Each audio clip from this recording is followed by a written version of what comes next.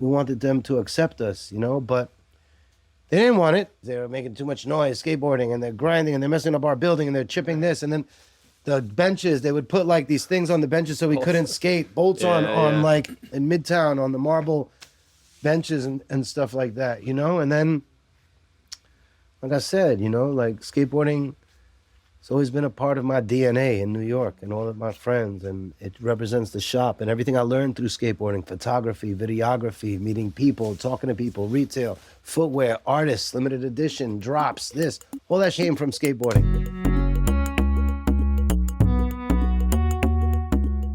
That was Chris from Upper West Skates, and we'll hear a bit more from him in a minute.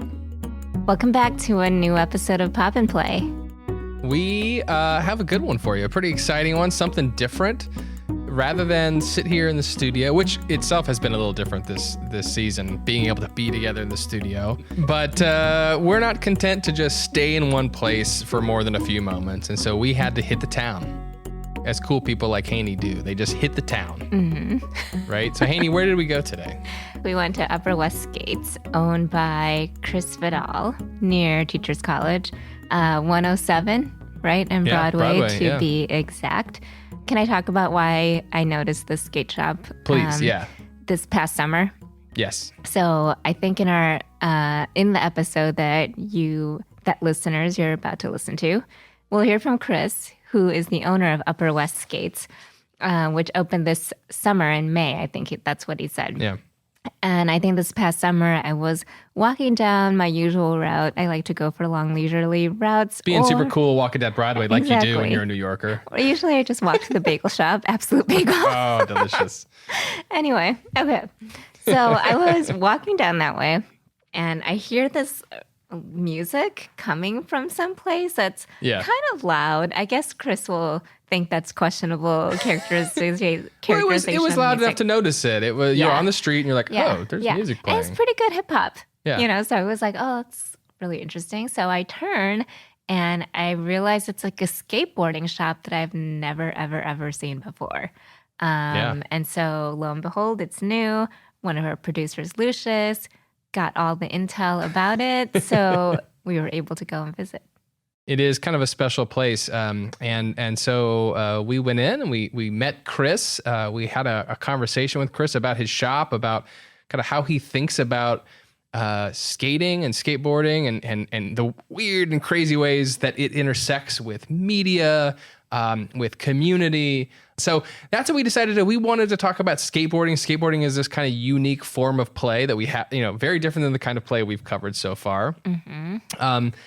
I, of course, am a novice skateboarder. You, though, are an expert. So you want to say anything about your expertise in skateboarding? No, I'm not an expert in skateboarding, but I'm a pretty wicked, mean roller skater. Oh, not going to lie. I'm pretty skilled. Tell me about your roller skating experience. I'm skilled at it. I used to have white roller skates. That was the only and only time that I sprained my ankle was on roller skates because I hit it hard. Nice. When you say hit it hard, you meant like you did like some cool trick. You hit that trick hard and then injured yourself. Exactly. Right? Yeah, okay, I was doing a triple axel in the air. Johnny Weir's in the background. Like, yeah, exactly. And we're old enough that these were skates, not like rollerblades. Yeah, and they were not rollerblades. Yeah. They were roller skates, 4 wheels. Pretty cool. Pretty cool. Yeah, and I feel like roller skates are kind of making a comeback too. So I hope so. Yeah. So anyway. You don't want to talk about the roller rink anymore? What about your skateboarding experiences? I have extensive skateboarding experiences, as you know.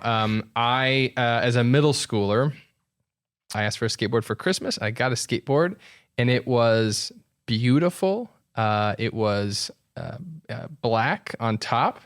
It had that kind of like traction material, and it said, Joe Cool. And on the bottom was a picture of Snoopy with sunglasses. Kind of a badass I was in middle school. That is nothing like the kind of skateboards available at Chris's shop. I thought about asking Chris if he's seen one of the Joe Cool originals, but I was too embarrassed, so I didn't ask. Well, so why do we decide to talk about skateboarding? How does it relate to the theme of this season? I think skateboarding it's just a different form of play than we usually have talked about here, right? We've talked mostly about play that involves media, whether that's playing with, movies or television, or whether it's playing with games or playing with literature or comics. But we haven't talked about this sort of physical sport type play. And I think skateboarding in particular is a real fun and unique example of that because of the way in which it's a little bit off the radar, right? It's not like a formal, you don't join the skateboarding team at your school, right? It's a thing that you're doing kind of as a teen or as somebody who's kind of off the grid or being a little counterculture-y. And I think, in our conversation with Chris, another aspect of it that I was certainly unaware of whenever I was cruising through Missouri on my Joe Cool skateboard, the rural Missouri, was the way in which skateboarding is tied up in media. It's tied up in fashion. It's tied up in music. It's tied up in kind of communities and people that are part of these very different communities coming together and skateboarding and working out their skills and their tricks together, right? And so, I mean, one of the things that just really jumped out at me was it's just this perfect encapsulation of what we know learning is, right? Learning is not one person, one brain, and some information that's coming into you. It's all of this complex system of people and places and culture and past experience, apprenticeship. It's all of those things mashed together. And so it's just kind of this cool intersection of a lot of things that I think you and I are interested in. Mm-hmm. Yeah. And I feel like we should add Joe Cool skateboard notwithstanding, is that neither of us really have a lot of knowledge about skateboarding. Yeah, that's right. fair. And so I feel like different from the other times when we talked about TV or books or some kind of cultural artifact, I think one of us had some sort of loose connection to what that is. And I think this kind of brought us into a space where we don't know that much about this kind of play. Right. But then it was like interesting to learn about it and to experience it. On location.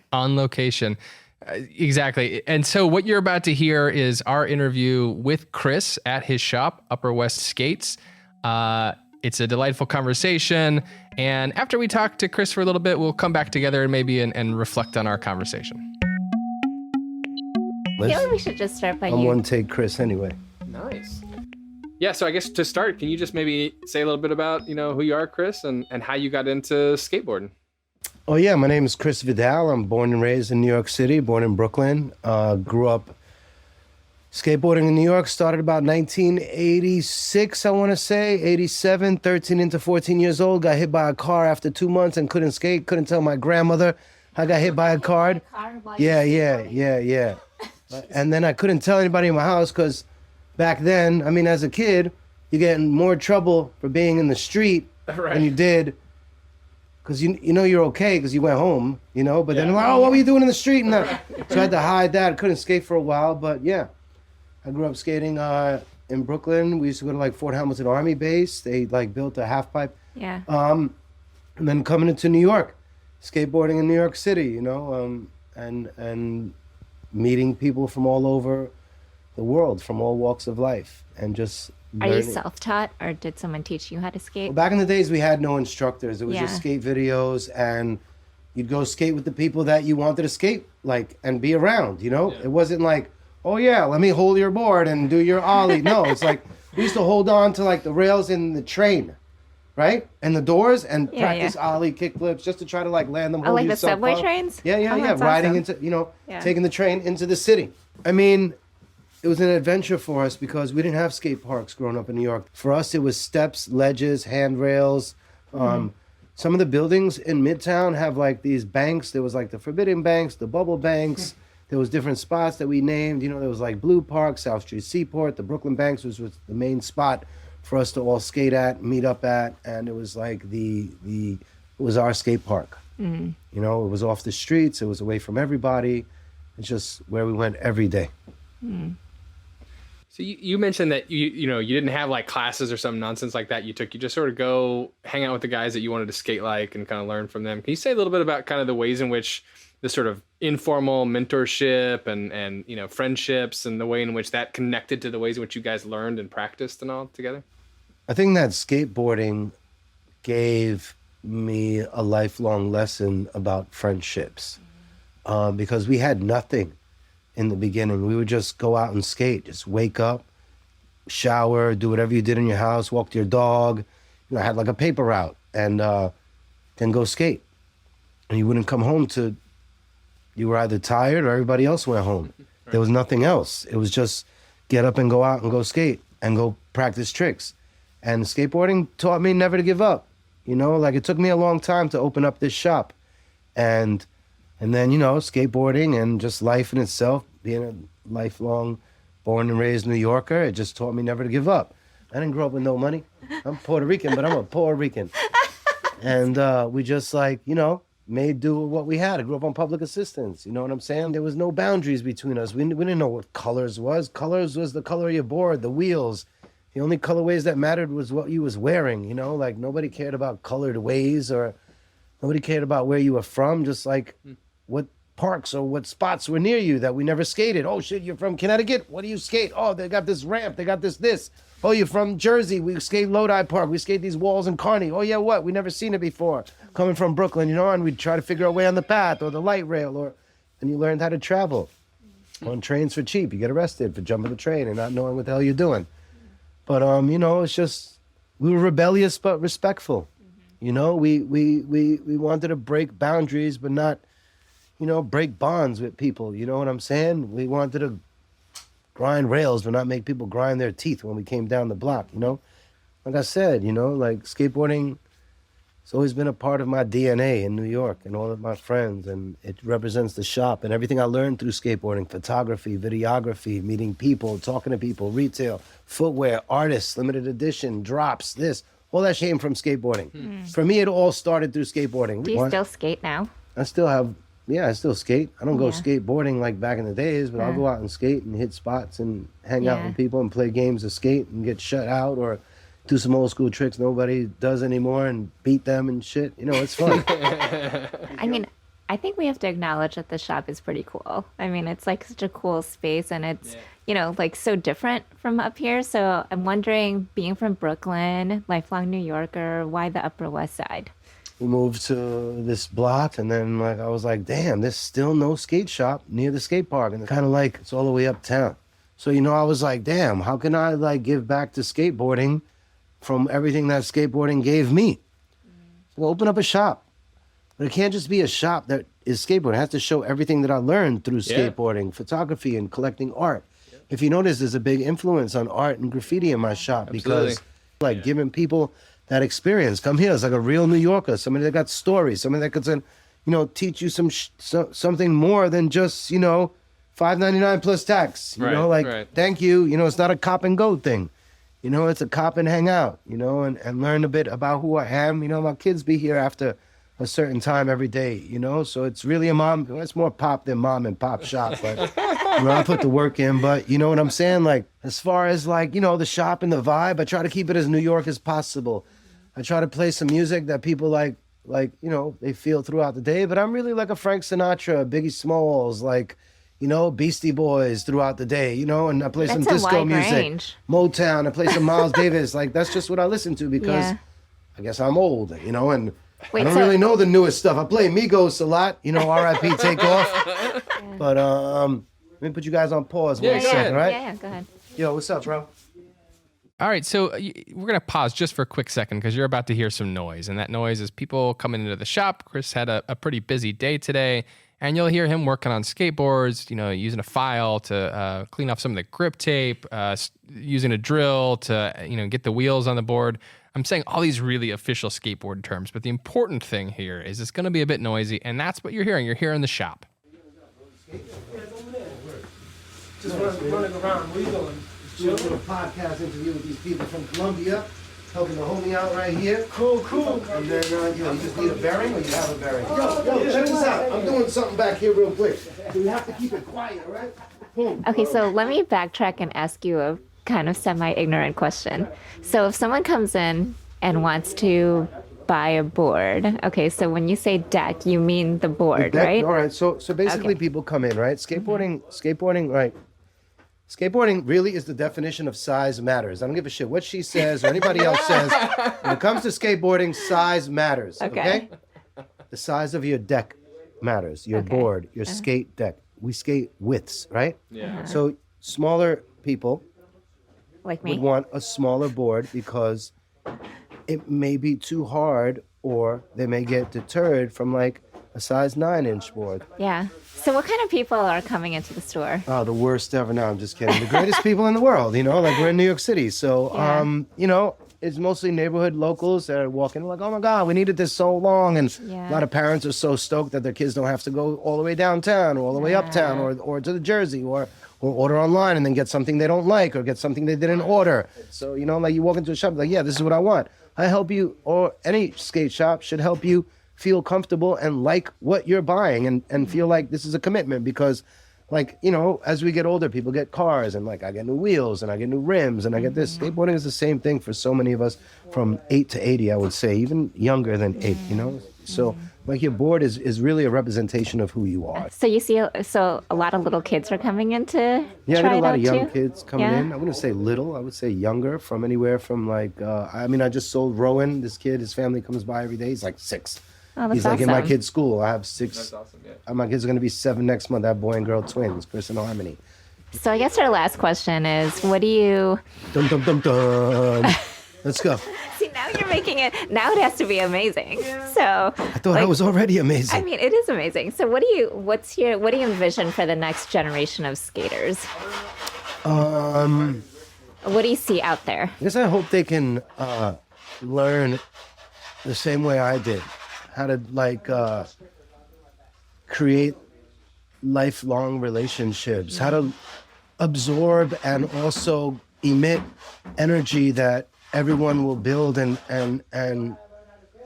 grow off of, you know? I think that like now it's so different with the digital age and this and that. Yeah. I don't want to sound old, but there's so many more opportunities for people to connect and to grow and to create where they don't have to be like right next to each other, but which is more important, but at least they can like, you know, find people from all walks of life that are interested in the same thing as them as skateboarding. And then, hey, I'm into fashion too, or I'm into photography. Hey, you know, like, so I think the truth for me is that like, I want to teach kids what I learned through what I call the art of skateboarding, you know, which introduced me to more than just skating. Like I said, it was friendships. It was learning how to grow, or just the experience that I had with people and the exchanges is what I want these kids to learn, you know? And you don't get that from instruction. You get that from just going skating. But, you know, like the camaraderie, Yeah. you know, the ability to just see the fake from the real with friends, which is what Yeah. you learn. Yeah. From being around people so much, I guess, you know? Yeah. That's really beautiful. And I also have to say that there's like a shop full of your friends right now. Yeah, they So I come think through, that's- you know, they come yeah. through, they say, what's up? This area's never really had this, you know, a place Yeah. where kids can come, a safe space, you know, Yeah. like a spot that they can come through and just hang out and be themselves and nobody cares Yeah. who they are or where they're from, you know? Yeah. As long as they're not just, don't be a jerk. Like it says on the board right there by Barbara Kruger. So stoked these dudes are just here helping out, you know? But I kind of say that the ultimate goal of the company is to create and establish a foundation for the growth and future advancement and placement of the arts and skateboarding in the Manhattan Valley, Upper West Side, New York City area. Yeah. A place that was and is a safe creative space for the kids of New York City to come together, learn from one another via the art of skateboarding, sneaker collecting, art, photography, and whatever tickles their fancy. To provide them with a life-lasting skill set, our future leaders, these kids, can hone to perfection for the benefit of others. That's like the motto I wrote for my business plan, you know, and that's what I stand by, you know, so I love that's that. what it is, just to make it a place, like an institution where kids can be like, yo, you know what I learned over there? You know what I did over there? Yo, you know who I met over there? And that's it, no? Yeah. I love it. I Upper love West it. Skates, 2768 Broadway, New York, between 106 and 107. Yeah. You know, UpperWestSkates.com, UpperWestSkates at Gmail, UpperWestSkates on Instagram. It's all that. And with that, I got some more people coming in the shop. Yeah, I want to I think appreciate you that's guys, great. Thank Columbia you. University, the homies, for coming through and making me feel awkward. And yo, you guys are the best. Thanks. Thanks, Chris. Nathan, that was Hey! an amazing visit. Wow, that was so crazy. What a great idea. Yeah. I'm glad you found that. I'm glad you found that place. I'm glad we went in and met Chris and chatted with him. Yeah. What a wonderful, interesting, brilliant guy. Yeah. Right? It was really wild. I loved to be in that space, and I just liked talking to him in a space and content that was totally his element. Yeah. Maybe you should say something about, you mentioned in the intro, and you mentioned now the being in that space like mattered. Yeah. Can you say a little bit about why? Yeah. So of course I went in being like, this is a show about skateboarding, because Right. obviously it's a skateboard shop. Yeah. And I think I walked out of it being like, this is a story about a shop and Right. all the people who kind of walk in and out of it. And so I think, obviously this is like our second or third time maybe being there. Yeah. And I felt like every time I go there, I kind of just get something different out of this space, right? Like I think the first time I was like, oh my God, zines, I'm going to go pick them up, right? Then this time I noticed a different glass case that was there. And I think as we were leaving, I was just thinking, Chris was talking about this skate shop being like this multi-generational space where kids can come and feel safe and have a space that they can, hang out. And I felt like as we were leaving, it was ironic that it actually became the place where people were hanging out. Yeah, that's when everybody showed up. Yeah. And it kind of just reminded me of just like how shops and those spaces are so important to community and neighborhoods. And I think it was, I just couldn't help but think about like those spaces in my own childhood, how a place like Korean grocery stores, right? I think a lot of Korean American people will probably relate to the story, but like, I felt like those spaces were such a hub of cultural activity, and it was a multi-generational space because kids would go with their parents and parents would come, and sometimes your relatives would come and you would interact with these shop owners, and there would be like cross-generational interactions there. And like the grocery store was more than just a place where you got food. Right. You also got a lot of your cultural knowledge there. You also got a lot of interactions there. And so it kind of reminded me of that space and how I was just thinking about how important that space was to my own community and to my own upbringing. And I think it's really cool to see that sort of be a space for people. He obviously knew so many people that came in. Yeah. They were regulars. You just sort of shout names as the door opened. Yeah, exactly. Or don't worry about him. He comes in all the time. Yeah. That's such a great point. It was a space that was sort of rich for kind of a community that a place to gather, a place to talk about skating. It also made me, I think, realize how important this kind of space and this kind of community is to the sport or the activity of skating, right? So this is something Chris said a lot about how, I think when we asked him like how he got, how he learned to skate, I think you asked him that, and he's like, oh, it was about friends. Like his first answer was like, it's about friends. And it was about kind of people coming together and learning together and playing together. It was about space. So not just the shop, which seems to be a really important kind of meeting and gathering place for this community of people, but also, the parks, when there wasn't skate parks, it was the banks and the benches in front of the banks. He mentioned, I don't know, probably 30 places during our conversation today that they would hang out at. So space mattered.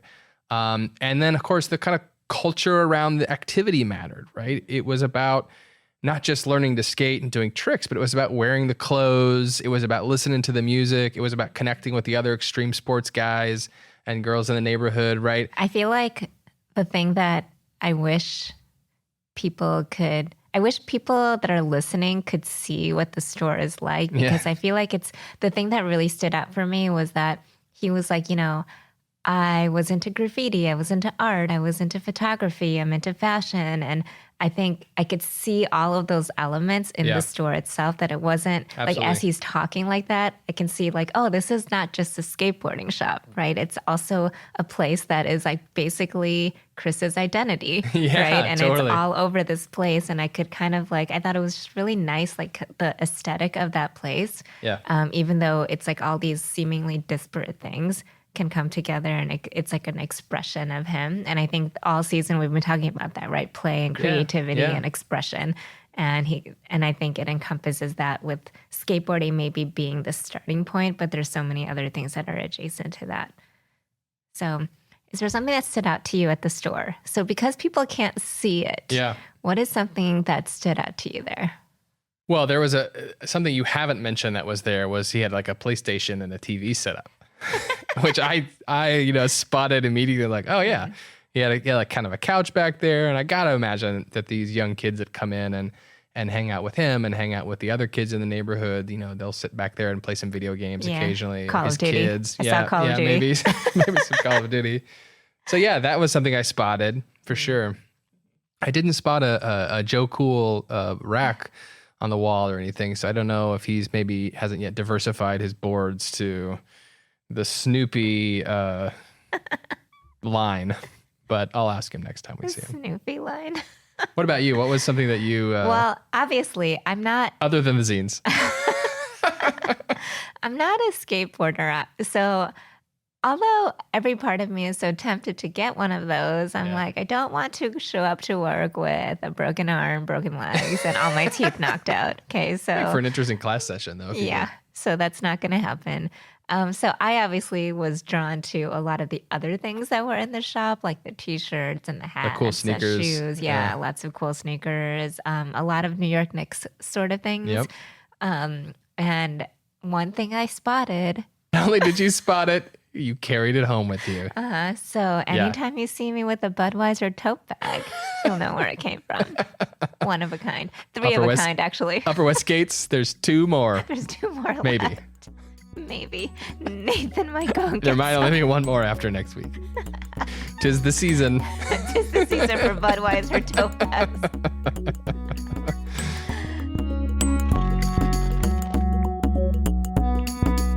This season of Pop and Play was produced by Haeny Yoon, Nathan Holbert, Lalitha Vasudevan, Billy Collins, and Joe Rena Ferry at Teachers College, Columbia University with the Digital Futures Institute. This episode was also produced by Lucius Fangio. Audio editing and production by Billy Collins. For transcripts and to learn more about our guests, visit tc.edu/popandplay. Our music is selections from Leaf Eaters by Poddington Bear. Pop and Play, of course, would not be possible without the fabulous team that helps put this together. Thanks to Oluwaseun Animashan for running the Pop and Play social media accounts, where you should follow us on Twitter, Instagram, and TikTok under Pop and Play Pod. You can also follow us on Twitch under Pop and Play. Special thanks to Drew Reynolds, Jen Lee, Blake Danzig, Brianne Minato, Moira McCavanagh, and Lucius Vonjo, who all helped with our outreach and/or website support. Shout out to Ioana Literat for the trashies. Watch on Instagram and TikTok. Thanks for listening, and we'll see you next time.